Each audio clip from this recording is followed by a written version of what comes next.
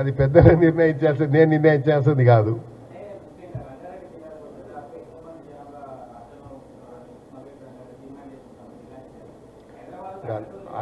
అడగడం అందరు ఇది, కానీ నేను అడగడం కరెక్ట్ కాదు. అది ముఖ్యమంత్రి గారు, హైకమాండ్ వాళ్ళు నిర్ణయం తీసుకోవాలి.